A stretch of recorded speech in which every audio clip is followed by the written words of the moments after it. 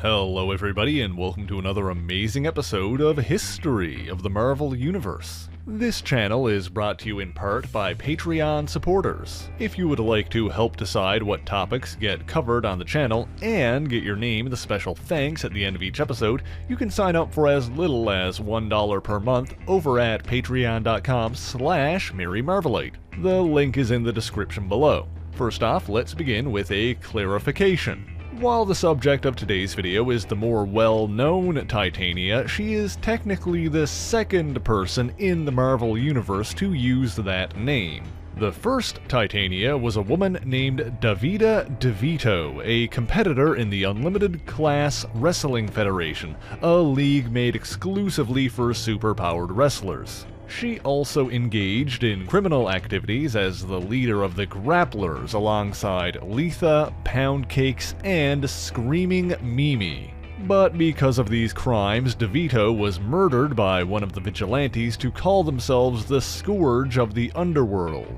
Now, it should also be noted that there is no real connection between the two Titanias, and them sharing the same name is purely coincidental. In fact, there was a brief time before DeVito's death where both women operated as Titania, each one likely unaware of the other. The original Titania was eventually resurrected with new powers by the aspiring criminal mastermind, the Hood, but by that point the moniker had become synonymous with someone else, and so Davida DeVito instead took the name Lascivious. Now, with that out of the way, this week's tale truly begins on the outskirts of Denver, Colorado. There, Mary MacPherran came into the world small and frail due to a premature birth.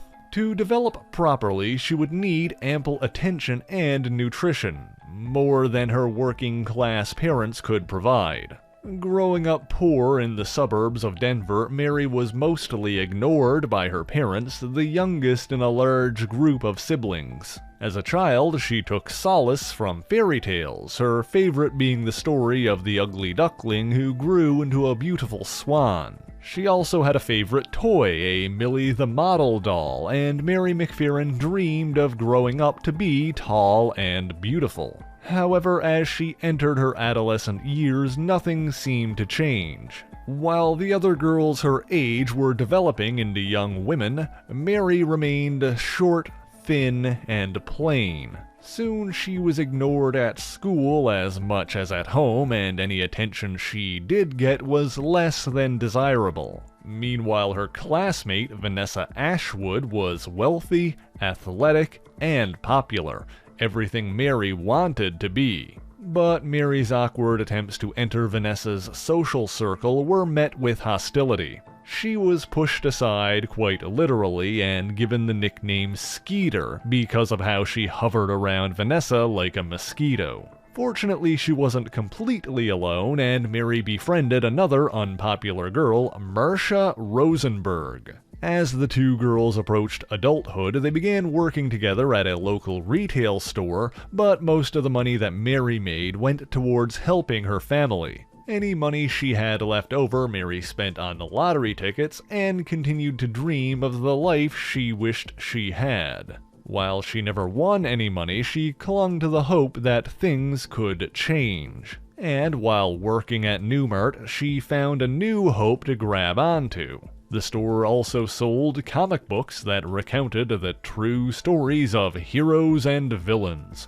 mutants and magic, gods and monsters, modern-day marvels. While many of these astonishing tales occurred in places like New York or Los Angeles, Denver, Colorado wasn't exactly a hotbed of superhuman activity. But in the Marvel Age of Heroes, gaining incredible powers seemed more likely than winning the lottery. And then, the amazing happened and Mary's hometown got a superhero of its own, one who was strong and beautiful, the second Spider-Woman. Mary witnessed the new hero in action for the first time as she defeated a supervillain known as the Man-Bull, who had escaped from a holding facility known as the Vault. The next day, Spider-Woman was the talk of the town, and Mary's best friend Marcia was eager to gush about what she'd seen on the local news. Marcia was also quick to point out that Mary's hair looked strikingly like Spider-Woman's, and Mary had a mischievous idea.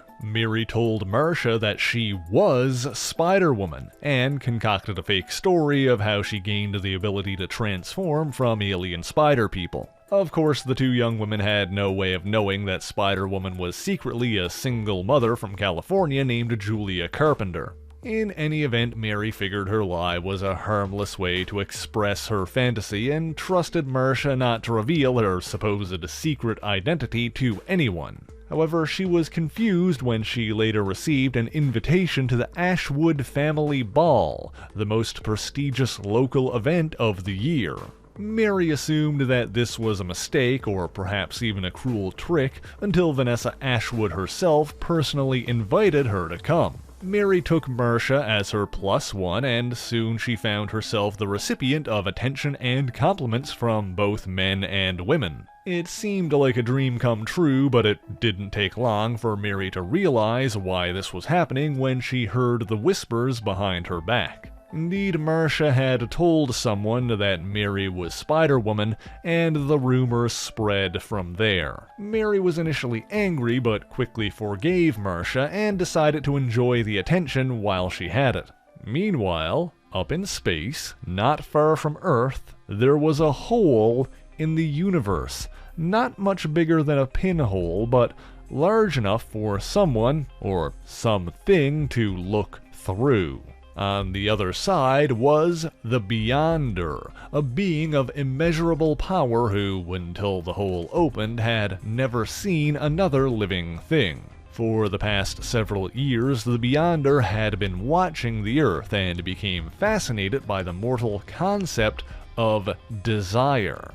On the same night that Mary and Marcia attended the Ashwood Family Ball, the Beyonder abducted a group of heroes and a group of villains, and brought them to the edge of the universe. There he declared that whichever team defeated the other would have all of their greatest desires granted. But first, this secret war would need a battlefield, and so the Beyonder constructed an entire battle world, a patchwork planet made up of pieces of other worlds. So what, you may ask, does this have to do with Mary Skeeter MacPherran? Well, back on Earth at the Ashwood Family Ball, the ground shook beneath Mary and Marcia's feet. One of the planets to contribute a piece to Battleworld was the Earth, and it just so happens that the piece of the Earth that was taken was the Colorado suburb where Mary lived. While the area was protected from the vacuum of space as it hurtled across the universe, the sudden trip was still jarring and several partygoers were nearly crushed by a collapsing wall. However, Spider-Woman quickly arrived on the scene to save them.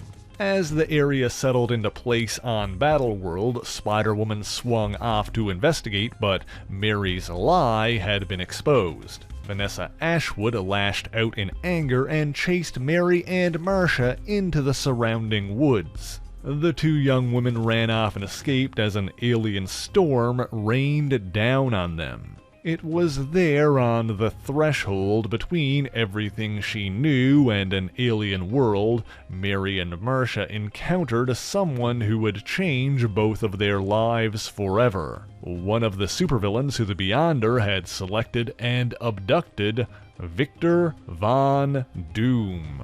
Reminded of his own outcast youth and seeking to bolster his forces, Doom offered to endow the women with power, and of course Mary agreed. Doom brought them both back to an abandoned fortress he'd commandeered. There, he used alien technology to harness the power of the storm itself, infusing Mary and Marcia with radiation that mutated them into something more than human. When the process completed, Marcia gained the ability to transform into the fire-powered Volcana, while Mary, it seems, gained everything she desired, having grown tall, muscular, and curvaceous. Furthermore, she was superhumanly strong and tough, able to stop bullets with her skin and lift up to 85 tons. Doom provided her with a new costume, and Mary Skeeter MacPherran chose a new name for herself, Titania. The two women were then introduced to the rest of Doctor Doom's supervillain subordinates, including Carl Crusher Creel, the Absorbing Man. He had the uncanny ability to duplicate the properties of whatever he touched, affording him greatly increased power depending on what he absorbed. Thinking he looked the strongest of the villains and eager to put her own strength to use, Titania attempted to pick a fight with Creel. But the Absorbing Man had no interest in battling his own teammates and told her to save it for the real opponent. And so she did, encountering members of the Fantastic Four, the X-Men, and the Avengers. Meanwhile, Marcia, now Volcana, grew closer with another of their villainous teammates, Owen Reese, the Molecule Man. Despite his small stature and normally meek nature, the Molecule Man was perhaps the most powerful being under Doom's command. His abilities allowed him complete control over any molecule, with his only limitation being a mental block that prevented him from affecting organic material. In fact, it was the accident that gave Owen Reese his powers that punctured a hole in reality, allowing the Beyonder to see through. Anyway, the villain's fortress was eventually attacked by a lone hero, the savage She-Hulk. Titania jumped in, intent on defeating the Jade Giantess single-handedly, and initially the two seemed to be evenly matched. However, She-Hulk soon turned the tide, proving that she was the stronger of the two. As her opponent overpowered her, Titania begrudgingly asked her teammates for help. And sure enough, She-Hulk was no match for the combined strength of Titania, the Absorbing Man, Dr. Octopus, and the Wrecking Crew. But for the first time since her transformation, Mary's newfound confidence was shaken. Her embarrassment and frustration would only grow when other heroes came to rescue She-Hulk. This included one she should have been a physical match for, but was too quick and experienced for her to lay a finger on, the amazing Spider-Man. Not only did Spider-Man defeat her, but he threw her from the building, causing her to land on the rocky terrain below. Hurt both physically and emotionally, at that point all she wanted to do was go home. The Absorbing Man was there to try and comfort her, but the secret wars were about to change. While Doom attempted to claim the power of the Beyonder for himself, leading to a big battle between him and the heroes, it became clear that there were no prizes to be had for Titania and the others. And so most of the villains returned with Mary and Marcia to their suburban home. Fortunately for them, they would not remain trapped on Battleworld, as the Molecule Man used his powers to create a protective dome around the Denver suburb and lifted it into space so he could return it to Earth. As the whole area hurtled through the cosmos, Titania decided to step outside, much to the Absorbing Man's confusion. What she did was find her former bully, Vanessa Ashwood, and took out all of her frustration on her. Vanessa begged for her life, but ultimately Mary's revenge wasn't as satisfying or as cathartic as she thought it would be. However, Crusher Creel, the Absorbing Man, had followed Titania and told her that he understood how she felt. That no matter how powerful you become, there's always someone bigger and stronger. He also assured her that she would get another shot, because one thing about superheroes is that they always come back for more. After returning to Earth, Titania started dating Creel and joined him in his career as a superpowered criminal. They were recruited into Baron Zemo's Masters of Evil while he plotted his infamous attack on Avengers Mansion. Around this time, she realized that she developed a fear of Spider-Man, not wishing to face him again. She was able to overcome this long enough to save her lover in a subsequent battle, but both Titania and the Absorbing Man were later defeated by Ant-Man and the Wasp. Titania was imprisoned in the vault, but soon seized her opportunity to escape. Seeking a rematch with She-Hulk, Titania went on a rampage outside of the Supreme Court. She-Hulk, you see, is a lawyer as well as a superhero and was pleading a case inside. When the Jade Giantess was forced to come out and deal with Titania, she knocked the woman away with a single punch. But Titania was persistent and returned to challenge her again, only to be pounded into the pavement quite literally. But Titania came back again, and again, until finally she was beaten enough to surrender and was arrested once again. When she next resurfaced, Titania was recruited into the Wizard's criminal quartet, the Frightful Four, alongside Hydro Man and Ulysses Claw. However, after getting entangled in events involving a rogue watcher, the villainous foursome also met defeat. She was later approached again by Dr. Doom, this time as part of the Acts of Vengeance conspiracy, in which influential supervillains work behind the scenes to keep the heroes off balance by pitting them against a variety of foes. Doom sent Titania to face Spider-Man, secretly implanting on her a device that converted her fear of him into rage. During the fight, she also faced Spider-Man's ally, the Puma, who inadvertently damaged the device, rendering it non-functional. But even without it, Titania was able to overcome her fear and nearly defeated Spider-Man. In fact, she most likely would have won that battle if not for the fact that Spider-Man was unknowingly endowed with the Unipower, a cosmic force that typically transforms its wielder into the all-powerful Captain Universe. After Spider-Man lost those powers, Titania joined a group of other criminals in an attempt to get revenge on him. But through a combination of luck and skill, the costumed wall crawler was victorious once again. After that, Titania was briefly a member of Superior's army of supervillain women, the Femizons. She reunited with her boyfriend and renewed their relationship, and she continued to pester She-Hulk whenever the opportunity arose. Throughout her villainous career, Titania encountered the likes of the Avengers, Freedom Force, Captain America, Paladin, Thor, Code Blue, Daredevil, Luke Cage, Iron Man, and the Guardians of the Galaxy. Eventually, thanks in part to encouragement from Eric Masterson, better known as the hero Thunderstrike, Titania and the Absorbing Man decided to get married and attempted to retire from their life of crime. However, the newlywed couple found it difficult to keep a low profile and stay out of trouble. When a large bounty was put on Spider-Man, Crusher and Titania attempted to claim it in new identities, inspired by the Thunderbolts. Oh, and of course Titania challenged She-Hulk again and again without success. She was forced to slow down when she was stricken with cancer, but thanks to Dr. Jane Foster, she received proper medical care and made a full recovery. After eventually regaining her strength, Titania trained like never before, determined to finally defeat her rival once and for all. But She-Hulk had recently increased her own strength and again sent Titania flying with a single blow.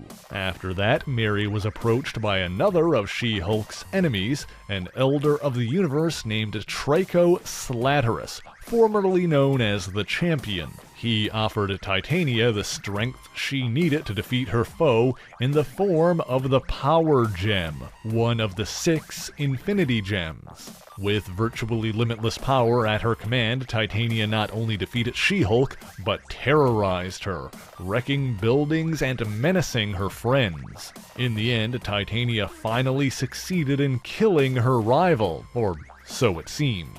With her mission complete, Mary suddenly felt directionless, weakening her connection with the Power Gem.